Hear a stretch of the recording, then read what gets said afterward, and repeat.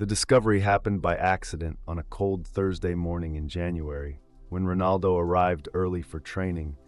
and noticed someone sleeping in a car parked in the far corner of the training facility's parking lot. And when he approached to check if the person needed assistance, he was shocked to recognize his personal fitness trainer, Luis, a man who had been working with him for 3 years, and whose professional demeanor had never revealed any sign of the personal crisis that had forced him to transform his vehicle into makeshift living quarters, because he could no longer afford both his apartment rent and the professional expenses required to maintain his career as a specialist in athletic performance optimization,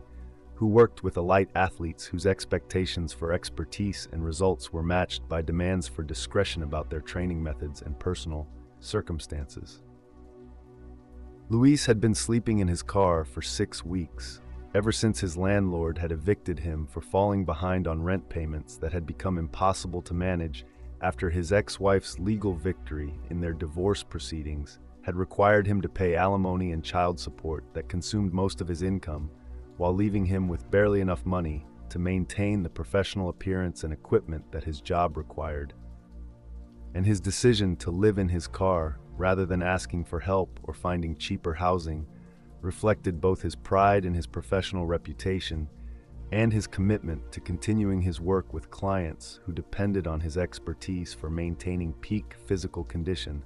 that was essential for their athletic careers and competitive success.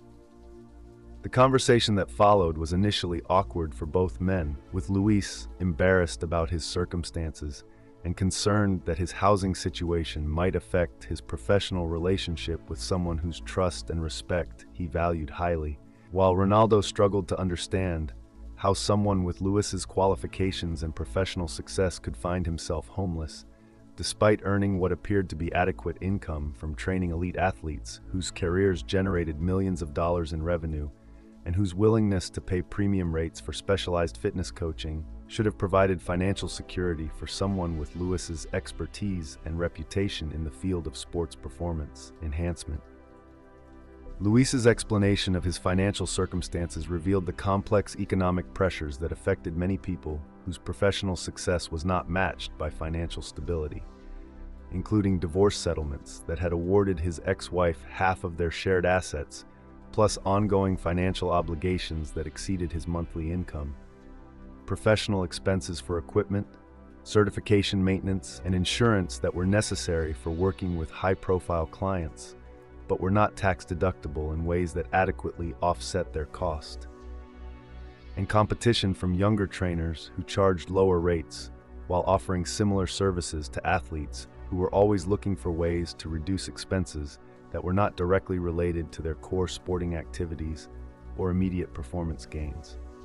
The shame that Luis felt about his situation was evident in his repeated apologies and his insistence that his personal problems would not affect the quality of service he provided to Ronaldo, whose training schedule and performance goals remained his primary professional focus, despite the stress and physical discomfort of sleeping in a car during winter weather that made rest difficult and personal hygiene challenging in ways that could have compromised his professional effectiveness if clients had become aware of his circumstances and questioned his stability or reliability as someone whose personal life was supposed to be organized enough to support others' athletic development and performance optimization. Ronaldo's immediate response was to offer Luis assistance with housing costs and living expenses,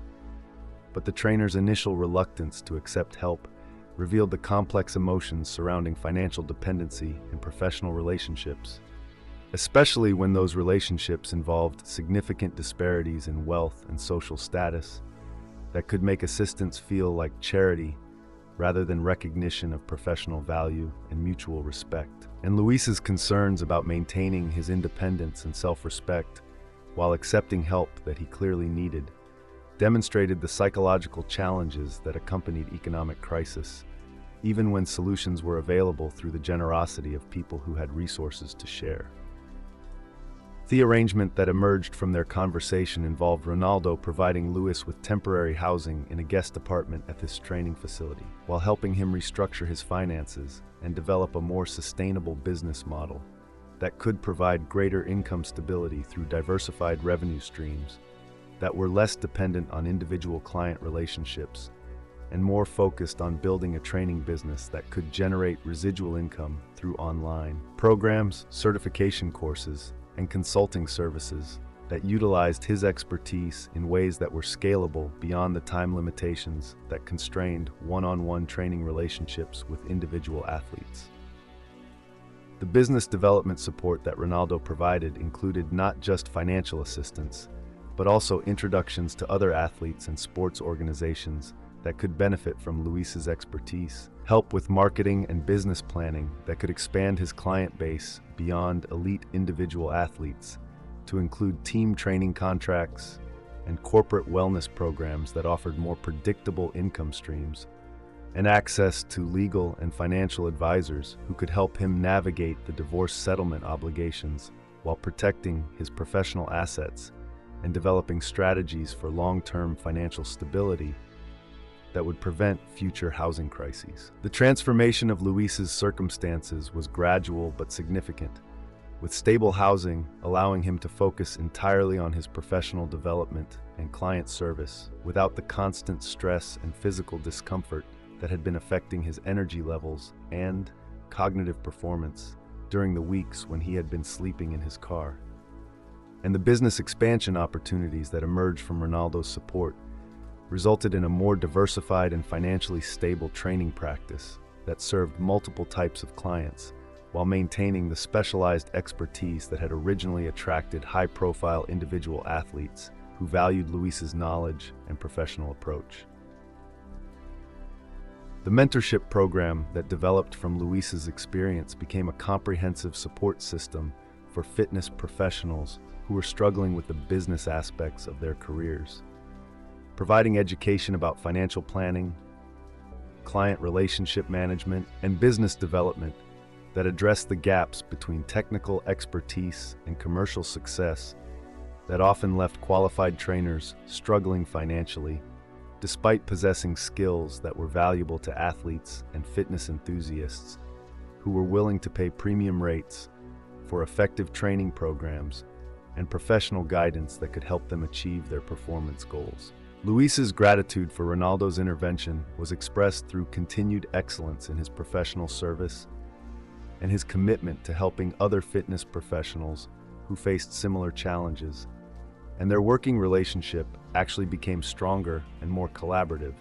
because Luis understood that his employer valued him as a complete person